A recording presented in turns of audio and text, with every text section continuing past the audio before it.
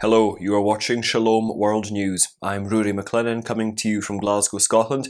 Here are the latest headlines from around the world. The Holy Father Pope Francis has said that he is willing to travel to Moscow and meet Russian President Vladimir Putin to seek an end to the war in Ukraine.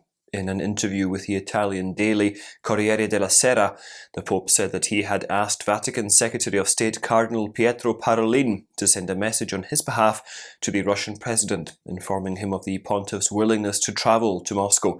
The Holy Father said, quote, "We have not yet received an answer, and we are still insisting, even if I fear that Putin cannot and does not want to have this meeting at this time. But how can this brutality not be stopped?" Pope Francis is also exploring the possibility of collaborating with Patriarch Kirill of the Russian Orthodox Church during his visit to Moscow.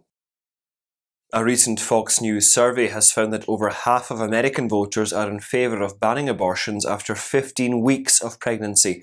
When asked if a law similar to the Mississippi law that bans abortions after 15 weeks were to be passed in their state, 54% of respondents said they would favour it, while 41% of voters registered their opposition. When they were asked about a similar ban on abortion after only 6 weeks, 50% of voters said they were in favour, while 46% they were against. The national poll was completed before Monday night's leak of a draft majority opinion of Supreme Court Associate Justice Samuel Alito. The draft, which was approved by most of the judges, overturns Roe v. Wade that legalised abortions in 1973. In the draft, Justice Alito said that Roe was egregiously wrong from the start, and the decision has had damaging consequences. In the case of the draft opinion being officially adopted, the ruling will ratify the constitutionality of Mississippi's fetal heartbeat law in the controversial Dobbs v. Jackson's Women's Health Organization case.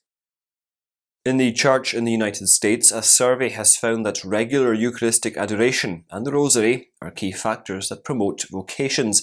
As much as 74% of candidates for the priesthood regularly took part in adoration before joining the seminary, while 72% prayed the rosary before discerning their vocation. The survey is the initiative of the US Bishops' Committee on Clergy, Consecrated Life and Vocations, or CCLV.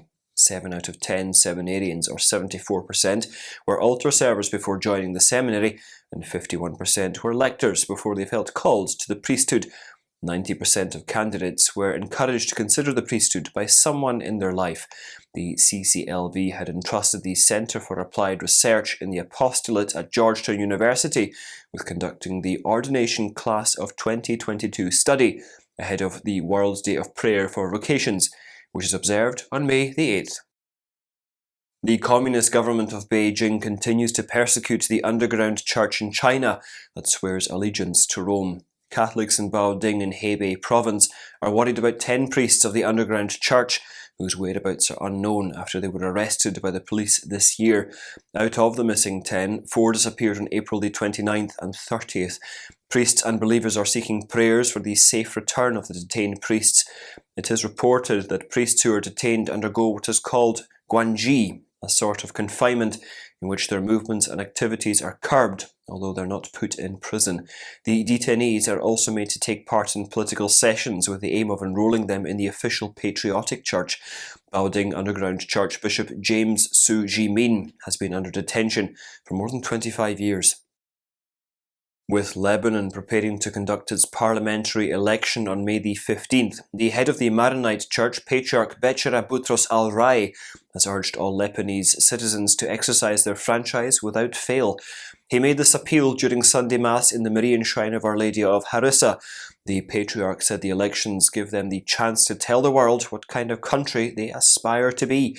The Patriarch also said that the Lebanese people want a free, democratic and neutral Lebanon founded on justice and equality, with one army and constitutional institutions.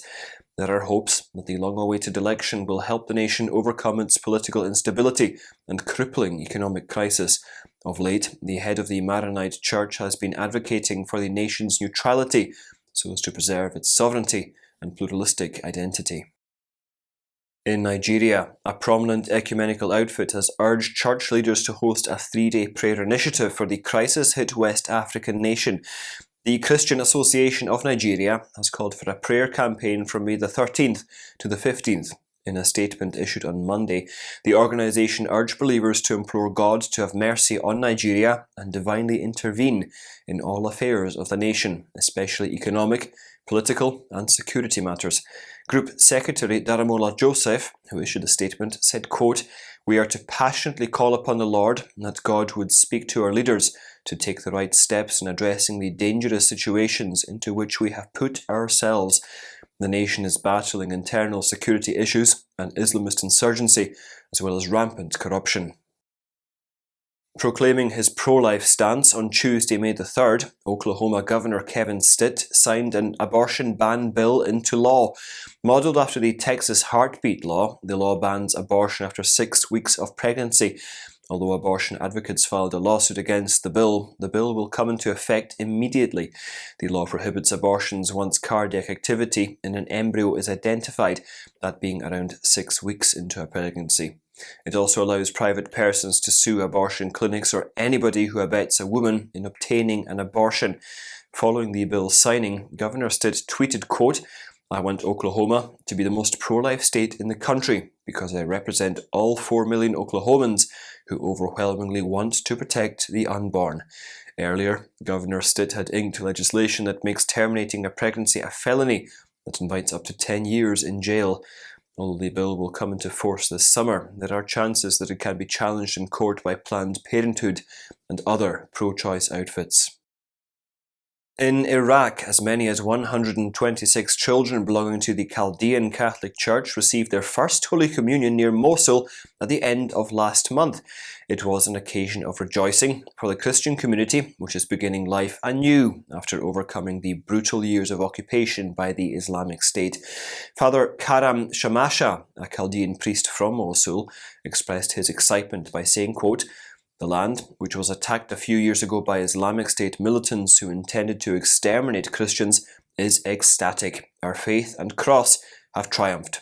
On April the 29th, Cardinal Louis Raphael Sacco, Patriarch of the Chaldean Church, gave First Holy Communion to 16 boys and girls in Baghdad's Church of St. Elias.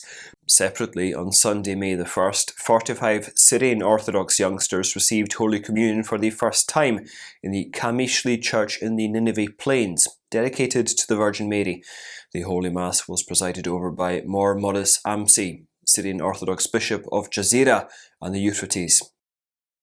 The Pontifical Mission Society for the Propagation of Faith, founded by Venerable Pauline Jaricot, marked 200 years of its formation on May the 3rd.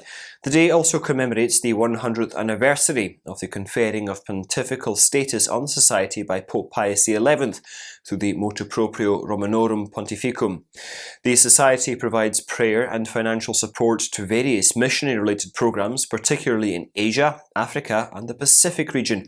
The funds collected by the society benefit thousands of small dioceses and poor nations every year. Through the Pontifical Missionary Societies, the faithful can participate by praying, giving offerings, donations, or just showing interest in the missionary activities of the Church. So said Archbishop Gianpietro Dal Tosso, President of the Pontifical Mission Societies and Adjunct Secretary of the Congregation for the Evangelization of Peoples. The anniversaries come as Venerable Jaricot will be beatified in France on May the 22nd. The beatification ceremony will be presided over by the Prefect of the Congregation for the Evangelization of Peoples, Cardinal Luis Antonio Tagli. And those are your latest headlines. Do join us again tomorrow for more. You can also visit swnews.org for more updates. Shalom.